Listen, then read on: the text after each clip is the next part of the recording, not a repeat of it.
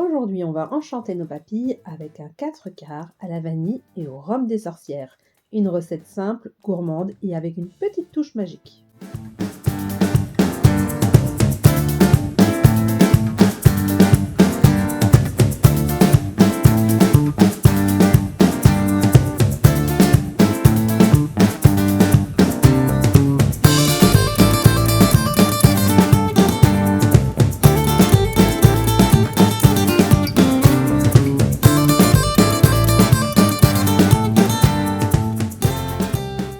Alors, on a 200 g de beurre, de sucre, de farine et 4 œufs.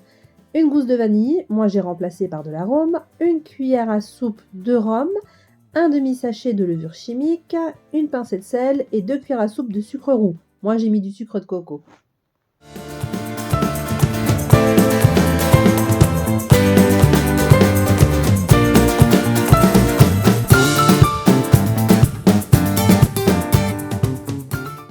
On commence par fondre 200 g de beurre, mais attention, pas à feu vif.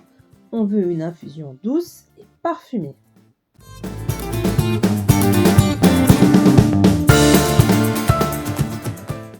Et voici notre ingrédient magique, la vanille. Alors là, j'ai mis de l'arôme, mais vous pouvez bien sûr mettre une gousse de vanille, ça sera nettement meilleur. Donc si c'est le cas, vous grattez les graines et vous les ajoutez au beurre chaud.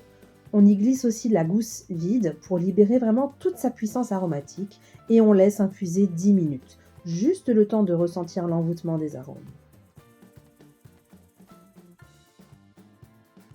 Dans un grand chaudron, enfin un saladier, on fouette 4 œufs, 200 g de sucre jusqu'à obtenir une texture mousseuse et lumineuse.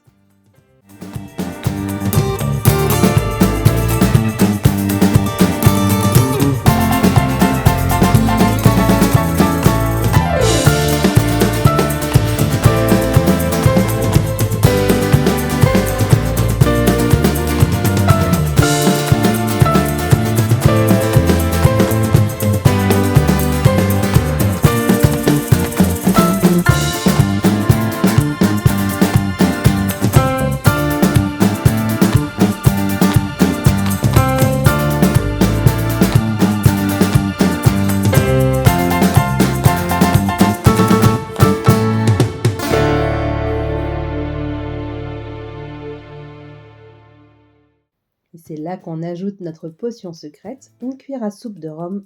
C'est mieux de prendre du rhum ambré, mais faites comme vous voulez.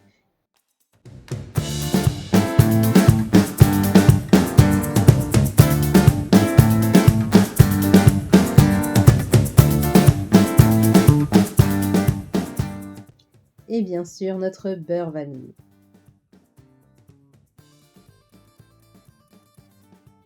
On finit en incorporant 200 g de farine, une pincée de sel et un demi-sachet de levure chimique. On mélange avec amour et un peu de patience.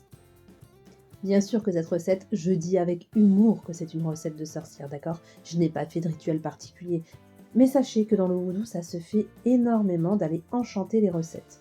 Alors là, je ne l'ai pas fait parce que vous voyez que j'ai une petite assistante qui tourne avec moi la vidéo, donc je ne veux pas faire de sorcellerie quand je suis avec les enfants, mais c'est une recette qu'on peut facilement ensorceler pour donner plus de courage, de la réussite, enfin on peut mettre ce qu'on veut à l'intérieur pour que tous ceux qui mangent une part vraiment puissent avoir un petit peu de magie en eux et puissent que ça puisse un petit peu combattre tous les obstacles qui se mettent sur leur route.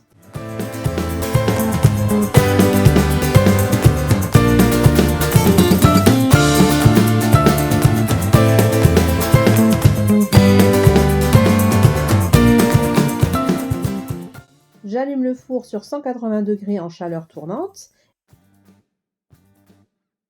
et je beurre bien mon moule et ensuite j'y mets un petit peu de farine. Ça évitera vraiment que le gâteau colle aux parois. Ça, c'est vraiment magique.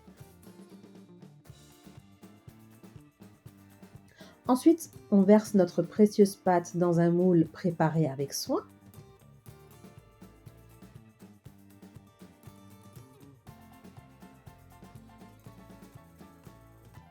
Et avant d'enfourner, on ajoute une petite touche magique, du sucre roux pour une croûte caramélisée et irrésistible.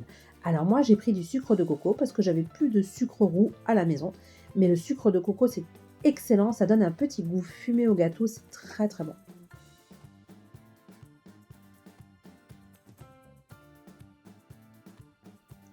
Et hop, au four à 180 degrés pendant 40 minutes. L'attente est difficile, mais croyez-moi, la magie opère.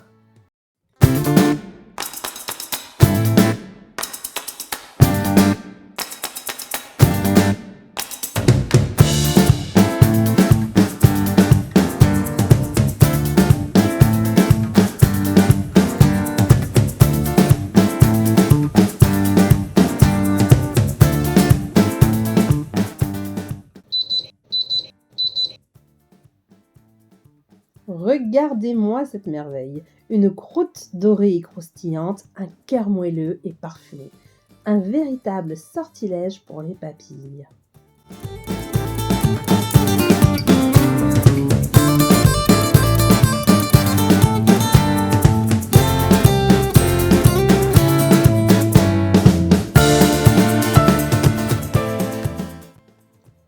Vous sentez cette odeur? Vanille, rhum, caramel, c'est la promesse d'un goûter enchanté.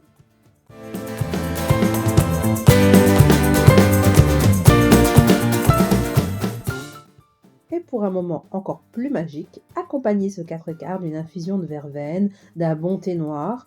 Moi, je me suis pris un petit maté que j'achète quelquefois aussi en sachet. C'est parfait.